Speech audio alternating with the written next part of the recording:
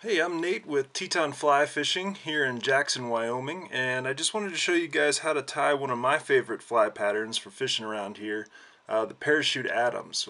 People ask me, what flies to bring with them. They're coming out here to do a fishing trip or just to fish on their own, and this is always on the top of my list. And I'd have this, I'd say the best size to have, if you had to pick one, would be a 14.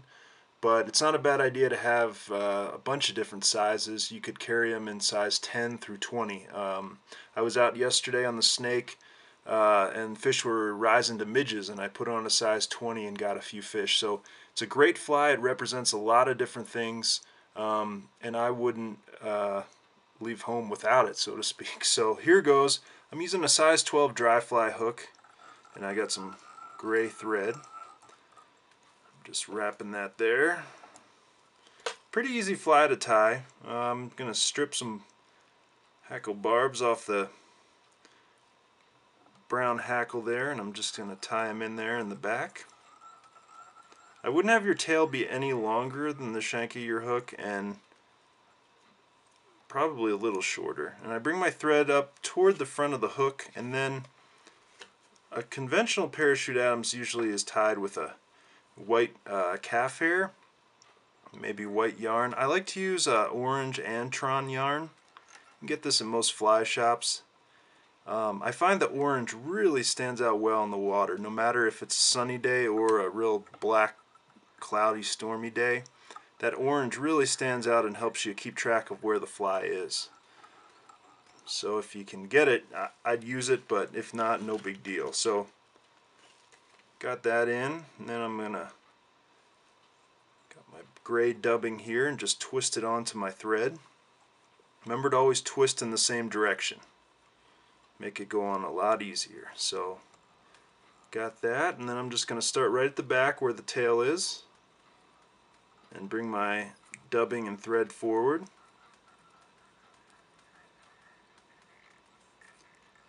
Okay.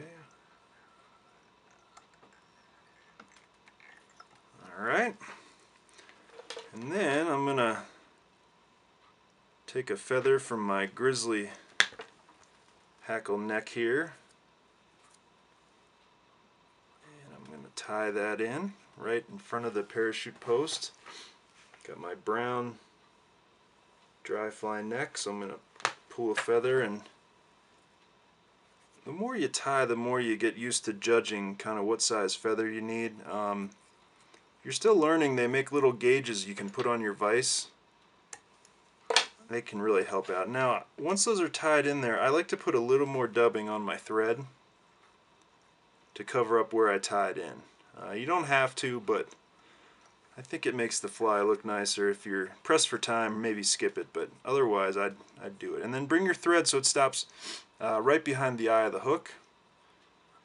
And then I'm going to take my brown hackle and just wrap it tight right at the base of the parachute post there.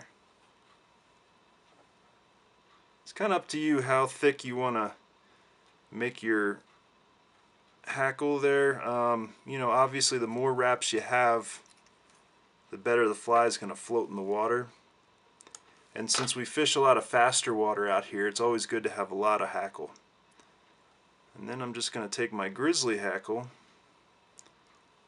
and just take my time, and I'm just mixing it in with the brown. And again, when I'm done, I pull it to the front, hold those back, and just give it some turns. Clip it off. Let out a little thread. I'm going to take my whip finisher, tie it off there in the front behind the eye of the hook. Clip it, and then I'm just going to cut that parachute post, make it a little smaller. Some people put a little head cement behind the eye of the hook. A lot of times with my smaller dry flies I don't think it's really necessary, but you can if you want. So that's your basic Parachute Adams. Like I said, a great fly to fish out here. Can represent a lot of different bugs. Great fly to have. There's mayflies hatching on the Snake, fishing riffles, but again, you can use it if you're fishing smaller streams and just looking for a basic dry fly to use. Great fly to have. So hope that helped you out. If you had any questions about fishing out here, would like to book a fishing trip, give a call or send an email. Thanks so much.